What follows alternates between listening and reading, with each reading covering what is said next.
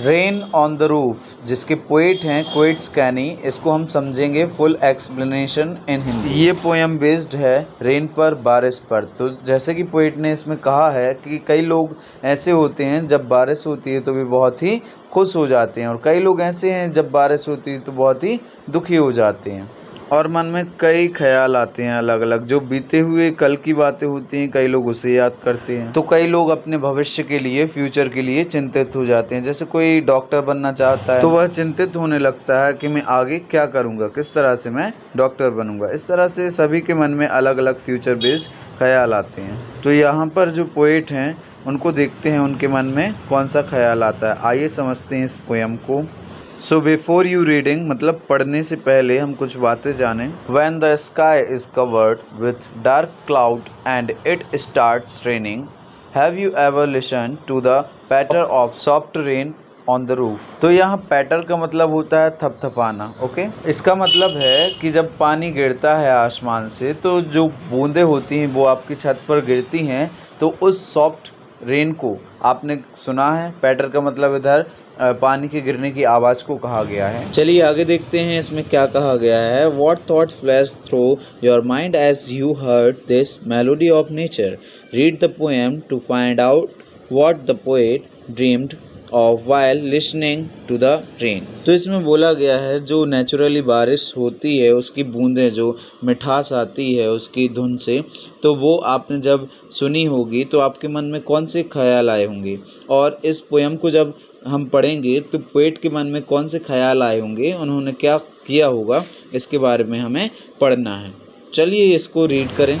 When the hermit shadow hover over all the starry sphere and all the manicury darkness gently weeps in rainy tears। तो इसका मतलब ये है कि काली घने रात में क्या होता है, उदासी छाई हुई है। क्यों छाई हुई है? क्योंकि रात में जो बादल हैं वो ऐसा लग रहा है जैसे रो रहे हों, क्योंकि पूरे आसमान में तारों सितारों से भरा हुआ था जो, अब वो हमें कैसा दिख रहा है, डार्क दिख रहा है। क्यों दिख रहा है? क्योंकि उधर पर काले घने बादल छाए हुए हैं।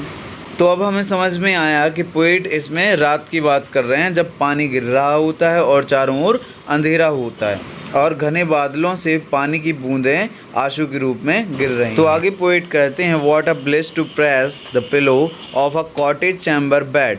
प्रेस का मतलब होता है, तो यहाँ पर ब्लिस का मतलब होता है खुशी, और चैम्बर मतलब होता है एक छोटा सा कमरा। तो इन लाइनों में बोला गया है कि हमें क्या खुशी मिलती है जब एक छोटे से घर में एक तकिए को दबाकर बैठी रहती हैं। And lie listening to the patter of the soft rain overhead. Patter का मतलब पानी के गिरने की आवाज़ से है इधर।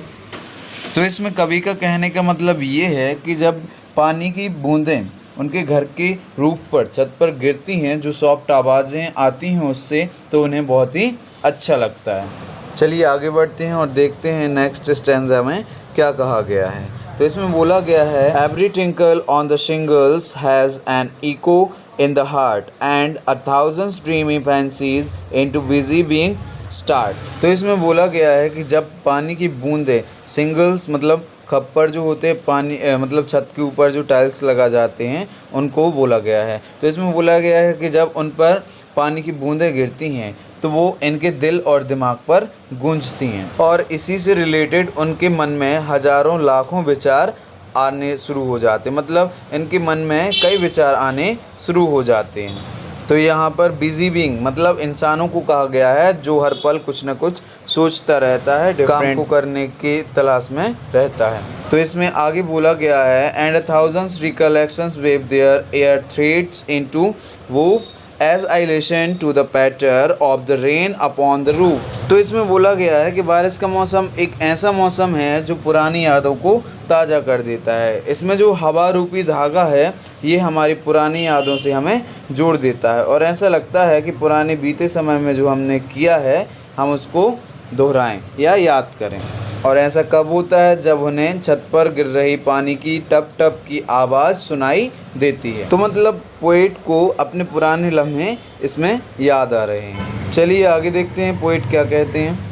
तो इसमें बोला गया है, now in memory come my mother as she used in year agone to regard the darling dreamers ere she left them till the dawn. इधर अर का मतलब जो है बिफोर से है, मतलब ये पुराना वर्ड है अर, अब बिफोर चलने लगा है ना। तो इसमें बोला गया है कि इसमें बोला गया है कि जो पोइट की माँ हैं वो अपने बच्चों को देखने रात में आती थी, क्योंकि वह उनको सुबह नहीं देख पाएंगी। तो हर रात उनकी माँ आती थी, उनको देखती थी और प्यार करती थी, और फिर वे वहाँ से चली जाती थी और सुबह होने तक अपने बच्चों को सोने देती थी। आगे बढ़ते हैं, लास्ट स्टैंजा और रह गया है, इसको और रीड करें। Oh I feel her fond look on me as I list to this refrain which is played upon the shingle by the patter of the rain। तो यहाँ पर रिफ्रेन का मतलब है बार बार आने वाली आवाज़, जैसे पानी की बूंदों की आवाज़ बार बार आती है तो उसको रिफ्रेन कहा गया है। तो आगे इस पोएम में कहा गया है कि जिस तरह से पानी की बूंदें टप टप करके नीचे गिरती हैं, तो उनका जो बीता हुआ कल है, पुरानी यादें, पास्ट की यादें, वो ताज़ा हो जाती हैं और वह अपनी माँ को महसूस करते हैं, उन्हें फील करते हैं। तो ये थी हमारी पोएम। आई होप आप लोगों को बहुत अच्छे से समझ में आ गई होगी। Thanks for watching.